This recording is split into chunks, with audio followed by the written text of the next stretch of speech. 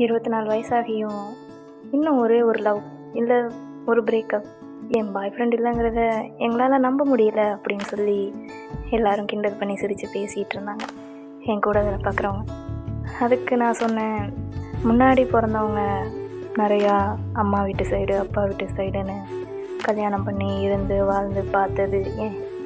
என் அம்மா அப்பாவை பார்த்து கூட எனக்கு கல்யாணம் ஆசை வரல, யாரையும் நம்பணும்னு தோணலை. இது எல்லாத்துக்கும் மேலே எனக்குன்னு ஒரு ஆசை இருந்தது. அது நிறைவேறாதுன்னு தெரிஞ்சதுக்கப்புறம் தான் வேலைன்னு ஒன்று பார்க்க ஆரம்பித்தேன். எங்கள் வீட்டுக்குள்ளே இருந்தால் கல்யாணம் பண்ணி வச்சுருவாங்கன்னு. எனக்கு முன்னாடி பிறந்தவங்களுக்கு பார்த்து நான் டயர்டாகி போயிருக்கேன். 3 அக்கா, எங்கள் அம்மா வீட்டு சைடு அப்பா வீட்டு சைடு இருக்கிறவங்க. எங்கள் வீட்டு சைடு ஆம்பளைங்களே கிடையாது. அப்பாவும் ஏதாவது வேணும்னா சடனாக போய் எழுந்திரிச்சி ஓடி ஆடி வேலை பார்க்குற ஆளும் கிடையாது. ஸோ நாங்களே தான் பார்த்துக்கணும்.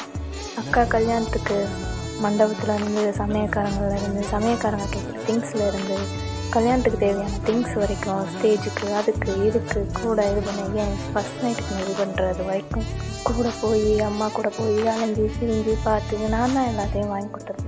எல்லாமே நான் தான் பார்த்தேன்.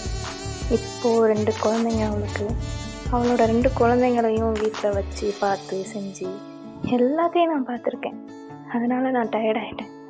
எனக்குன்னு யாராவது ஒருத்தர் நிஜமாகவே இருந்தாங்கன்னா அவங்கக்கிட்ட போய் நீங்கள் ஒரு சைன் போடுங்க, நான் ஒரு சைன் போடுறேன். நம்ம 2 பேருக்கும், உங்கள் ஃபேமிலிக்கும் என் ஃபேமிலிக்கும் நம்ம லைஃப் லாங்கு ஒன்றா இருக்க போகிறோன்னு தெரிஞ்சால் போதும்ல. அதனால் 2 சைன், அதுக்கு மீறி என்னால் ஓட முடியாது.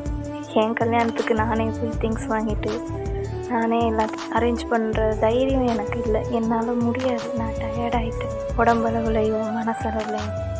அதனால் வாங்க, சைலண்ட்டாக அமைதியாக 4 பேரை வச்சு மட்டும் கல்யாணம் பண்ணிவிட்டு 2 பேரும் ராத்திரி வீட்டில் போய் படுத்து தூங்கிடலாம்.